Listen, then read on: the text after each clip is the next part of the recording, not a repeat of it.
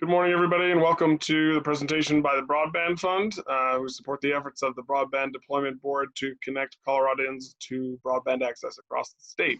We're going to take a little bit of time to walk through the program that we work on, some of the grantees that we support, and give you just an overview of what we do every day. Thank you for joining us. Let's get started. Very quick welcome sign. Just to give you an introduction, my name is Brian Martin. I'm the director for the Broadband Deployment Board, Broadband Fund. My grant specialist is Stephen Gould. He and I both support the efforts of the Broadband Deployment Board to disseminate funds, but we are part of the Broadband Fund, which does that effort to support the board and manage the grantee profiles. The executive director for DORA is Patty Salazar, and the deputy director for DORA is Ginny Brown. Let me pass this on to Stephen to talk you through the agenda. Thank you, sir. So as you see, we got a pretty robust agenda there with introductions. Those are out of the way. So we're going to touch on the history, the Broadband Fund, the Broadband Deployment Board. There is a distinction between the Broadband Fund and the Broadband Board, so that's important. The grant cycle, grantees and the program impact we think we're having. We'll share with you our broadband map, stakeholder engagement, broadband outreach, data submissions to OIT, and of course, we're going to provide you with some resources. So without further ado, let's get going. Thank you, Stephen. So very quickly, I want to give you just a very short overview of what the Broadband Fund and Deployment Board are. So as part of the Broadband Fund, Stephen and I support and manage the day-to-day operations of our grants and support the efforts of the board to disseminate funds to projects in having the highest impact across the state. The Broadband Deployment Board was established through Colorado Revised Statutes 40-15-509.5, but was initially established in 2014 through HB 1428, which was created to implement and administer the deployment of broadband service into unserved areas across the state through a competitive grant process. The board continuously seeks to meet the needs of all Colorado residents by funding projects that will have the highest impact. Very quickly, the first grant cycle started in April 2016. Since then, the board has awarded grant agreements every year up until 2019, where it began to run 2 funding cycles, mostly due to the popularity of this program and obviously need for broadband access across the state.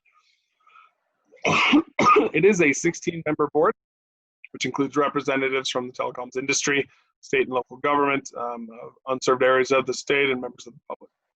Awards are made through a competitive application review, which is determined by the Broadband Deployment Board, and we'll touch a little bit on those in a second. Thank you, Brian. What is success? Our former director of the Broadband Fund defined it as this, and this is his quote, and I think I'm pretty much in agreement. I love this quote. When the end user doesn't think about it, it's like electricity. I don't have to think about it whether or not the house I'm going to buy has electricity or whether or not the electricity will work. Once we were at that point with broadband, I think we've won. So would you agree with that? I agree with it. The Broadband Fund ethos. So the Broadband Fund is there to provide the Broadband Deployment Board with guidance. That's pretty much what we do. We are at the beck and call of the board. Guidance, information, support that will help ensure the most equitable funding outcomes that will contribute to resolving the digital divide. After all, it is about that digital divide. So I think this is a great ethos. In addition, the Broadband Fund aims to regularly engage with the public and stakeholders by keeping them apprised of activities through information sharing and public engagement with an emphasis on transparency. So that transparency part of it is pretty darn important, and I think we do a good job at providing that. Our vision statement, these are the things that we hope, or I'm not gonna even say hope, but we will accomplish by 2023. The Broadband Fund will have successfully obligated and accounted for all awards made between 2016 and 2023. Additionally, the Broad Fund will continuously support rural communities. That's a big part of what we do. It's about rural communities by engaging in targeted outreach and engagement to local providers, electrical cooperatives, and other telecom stakeholders across Colorado. That's our vision. I just want to add very quickly. So we say between 2016 and 2023. That's because in 2024, the sunset process begins, or I should say 2023, the sunset process begins, which is where there's a review of the grant. So that's why we've stated that between this period of time. Sorry, go ahead, Stephen. Thank you. The 16-member board Broadband Deployment Board is tasked with the responsibility to hold reviews and award grants through a competitive grant cycle, and it indeed is competitive. It's the practice of the board to take the most equitable approach to ensure transparency in its decision-making process. The board continuously seeks to meet the needs of Coloradans by funding projects designed to have the highest impact in rural isolated areas. So just to reiterate, it's all about rural, having the highest impact in rural areas. So I think that's pretty much what we strive to do. This slide here is just basically the Broadband Deployment Board members, and you can also find this group of people on our website as well. Just to give folks a quick overview, so these different positions that board members hold are made appointments through the Colorado revised statutes, where you can see how each appointee is made. These all come from Speaker of the House of Representatives, the Senate minority, Senate majority, and governor as well. So there's a variety of different government positions which appoint each of these particular board seats. So we'll talk a little bit through the grant cycle. So if you are interested in submitting an application, just be aware that we do hold a webinar prior to each grant cycle. It's generally about 2 months before the submission deadline, which, as I mentioned, is January 15th, and then the summer grant cycle is July 15th. So in November, I believe we'll be hosting a webinar to discuss the application process and sort of identifying some of the areas that applicants should work on in order to submit a complete application. Instead, we cover the nuts and bolts of the process, and then what you can expect when an application has been submitted. We encourage you to ask any questions as it pertains to the grant cycle process during the webinar. Unfortunately, we cannot help you write that application, but we can certainly point you in the direction of other applications which have been submitted and have been successful in order to make a determination of what you think would be the best submission for your process. So these are a couple of the big dates to remember. I think, as I mentioned, January 15th and July 15th are the big dates for us. Those are when applications are due. And we'll talk a little bit about that during the webinar next month and then in this current session. Something to remember as well, this is a competitive reimbursement-based process. So all grantees are expected to submit reports on a quarterly basis outlining progress, both fiscally and project-wise. And these are the dates from a quarter basis of what we expect to hear on. Grantees will submit a report in addition to any invoices for this particular quarter. And then the Broadband Fund will review and just determine that significant progress has been made. Great, thank you, Brian. The grant cycle, the process, this slide I think sums it up pretty well in a nutshell in 5 simple steps. Not really that simple, but you get the overall gist of this. Submit an application. Applications open for public comments. Public board meeting. Board deliberation, and voila, the grants are awarded. It's that simple. So I'm going to go on to the next slide here and talk about the minimum requirements. I think we have quite a few minimum requirements, but I think it's necessary. As Brian mentioned, it is a competitive reimbursement-based grant process. Our grants are provided for last mile infrastructure deployment. And I don't know, Brian, if you want to elaborate on that last mile thing. any Sure, more? yeah. So last mile is just the connection to the user.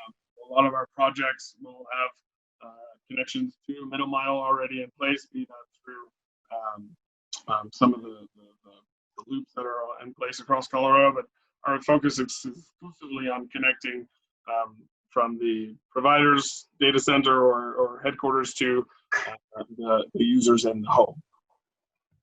Yep. And awards are made by Broadband Deployment Board. So the Broadband Fund really has nothing to do with their decision-making process. We're just kind of at their beck and call to help them do that. Take rates, tiered service plan speeds, household project milestones, those are all relevant to the minimum requirements process. And so there's about 14 requirements that we consider for eligibility, but I'm not going to read them all. So I'll just touch on the ones that you see in this slide. The areas must lie outside municipal boundaries or in the city with a population of fewer than 7,500 inhabitants. So I think that's pretty self-explanatory when you read through it. Brian, do you want to add to that? Yeah, that's just the important thing I think for this part is to ensure that the proposed project area has access to at least one provider of broadband network that uses satellite and one that doesn't use satellite technology. You also want to make sure that it is a project that is brand new, not in progress, and that the funds are not used for ongoing operational costs and focus exclusively on the infrastructure deployment. And of course, I think the main piece on this one is to consider is that the access is given to a broadband network, which for us means 25/3 and above in the service. Yeah, thank you for that clarity. I appreciate that. There's really, I think this slide is pretty much self-explanatory. All this can be found on the website about what the requirements are. It's pretty lofty, lengthy, what have you, that it took up 3 whole slides. So there's just more, and like I said, there's 14 of those. And I believe, Brian, is it correct that they see this, this is part of the application process where they would answer these questions? The application will have all of this information available, but very quick summary of these is that it focuses on last mile service. There's a requirement for matching funds of at least 25%. The project doesn't overbuild on any federal sources, that the project meets industry reliability standards, that the project is able to complete the proposed timeline and within what's allowable, which is for us about 24 months, that the project is a sustainable project and can be completed within 2 years from the date on which the grant award is executed, that the broadband service being provided is a reasonable cost per household, and that reasonable service costs to all end users in the area are to be served. Finally, that there is not a franchise agreement in place, and that the applicant has applied using all of the most recent forms and has answered all questions and provided attachments to support their efforts. Really, wow. To very quickly summarize this, it's important for applicants to demonstrate that the project is in high need. I think the board will review all of the information that's submitted. So for all applications, you just need to ensure that what you're submitting is clear and concise. And meets the expectations of these minimum requirements. That's, I couldn't have said it better myself.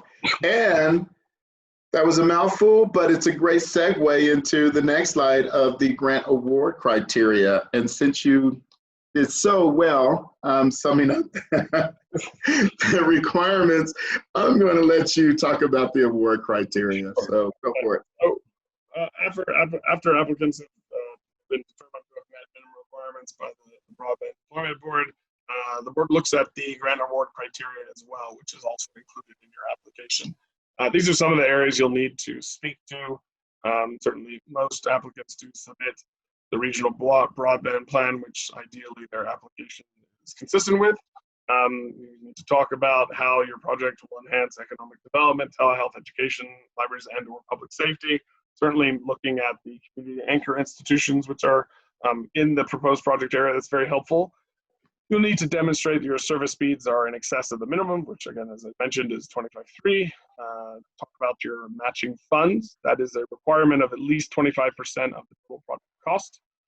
So if you have a project that costs $1 million, you will need to provide a match of $250,000. That there's another thing the board looks at is the geographic distribution of grant awards to ensure that projects aren't just being clustered, that we're looking across the state and making sure that there's a very even distribution of funds to all areas. As I'm sure we're all aware, there's a lot of need in a lot of the rural parts of the state, and that's what the Broadband Fund, the Broadband Deployment Board seeks to strive, is geographic distribution. Additionally, you'll need to talk through whether there's any licensed or unlicensed means of transmission, that the project includes network redundancy and physical diversity, that the project is cost effective, that the applicant has an established record of operation in the project area, and that the proposed project will provide service to households that have service less than 10 or less than 10 megabits per second downstream and 1 megabit per second upstream. So that's the 10-1 service that I mentioned earlier. Those we consider priority households, and the board certainly strives to ensure that those areas that are lacking any type of broadband access are considered throughout this application review. Thank you. Very quickly as well. Oh, yeah, go ahead. Sorry, Stephen. Oh, no. Finish your thought.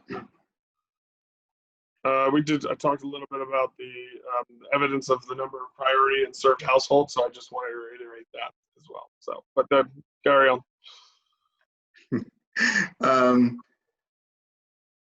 Next slide speaks to grantee responsibilities, and I think that's pretty important. If and when you become a grantee, you do have responsibilities to demonstrate the project's success and maintain financial accountability. So Brian did mention that this was a reimbursement-based program. So you are accountable. Report on project plan, objectives, expenditure progress. So every quarter we ask that you submit your reimbursement, report, and we ask that you elaborate on how the project is going, the milestones, and we want you to be detailed in that report. We want to make sure that nothing is at risk and everything is going accordingly. Ensure validity, accuracy of data is important. Meet the reporting requirements. And I think this is really important. If there's going to be some changes or you want to talk about changes, please make us aware of those changes beforehand. We don't want the grantees to just actually take it upon themselves to make any changes without notifying us and having a discussion about it. So that's it in terms of grantee responsibilities in a nutshell. This next slide just kind of speaks to the cohorts that we have funded across since the inception of the program in 2016. So you can see the different groups there. Did you want to elaborate on that, Brian, or is that pretty self-explanatory in terms of cohorts? Yeah, I think it's pretty self-explanatory. I think it just gives folks an opportunity to see some of these programs or some of these projects are available on our website. We're still in the process of getting all of them up, but we do have, I believe, 2018 all the way up until now, the summer 2020. Certainly, we are making adjustments to our website, and we'll have the previous applicants from 2016 and 17 up soon. But just wanted to, give folks on this webinar an opportunity to see. This is a variety of different providers. Obviously, some are very larger and much more experienced than others, and then we've got a couple that are very much a grassroots organization that's grown up. So I think the board takes this opportunity to try and fund projects that have the most impact. Yep. And with that, we reached out to a couple of our grantees within the cohorts and asked them just to provide us with a quick, and brief project summary. And this is just what they had to say. The first one was from Yamp Valley Electric Association. And I won't even read it, but I'll just give you a second to just maybe read over it quickly.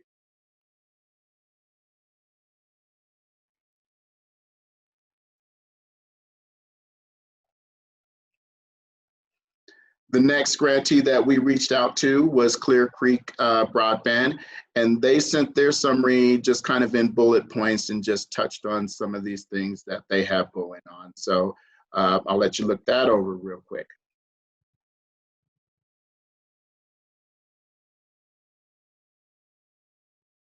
Perfect, perfect. Isn't this virtual stuff just fun, Brian? Just kind of doing this and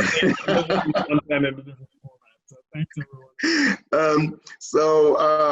We wanted to include some photos of some of the projects that we are working on. And Brian, you can talk about these photos, can't you? This is a photo from my grantee project in Montrose County. You can see it's deploying fiber through the telephone pole system. Just give you an idea of some of the interesting areas that our projects or applicants are, our grantees are working on. Next photo behind us. Behind this picture is actually where the neighborhood is installing fiber in the ground. But yeah, it's a beautiful area, beautiful part of the state, and a wonderful place to be. This is fiber in the ground down in Alamosa County. And then this is a project that I believe deployed fiber through a ski resort. This is Purgatory down in La Plata. And finally, I believe this is Jackson County using the line of sight system. So it just gives you an idea of the different types of projects that the Broadband Deployment Board funds. Just wherever there's the biggest need, that's where they go. And that takes us into the program impact, funding impact. And I'm really just kind of, I guess, proud of these statistics that what we've been able to accomplish in a short amount of time with $34 million in grants. We funded 43 projects. And as a result, we've touched over 21,000 rural households across Colorado that now benefit from broadband internet. So I think that's a great start. Would we like to do more? Yes. Do we want more money? Yes. But I think this is a great start. So I'm very happy about those statistics. Thanks, Stephen. So just very quickly, I want to show you our project map. So if you go to our website, which is www.broadbandfund.colorado.gov, you'll be able to look up information on the applicants in addition to where the Broadband Deployment Board has awarded funds across the state. This map, this is just a screenshot, but if you go to our website, you'll be able to click on each of these circles and just read a little bit about each project that the board has funded. Our website covers a variety of information, including data and years in review, in addition to what impact Broadband Fund is. And we're aiming to provide a little bit more content in that area, so just keep a lookout in 2021 for additional pieces that will highlight the great work that's going on across Colorado.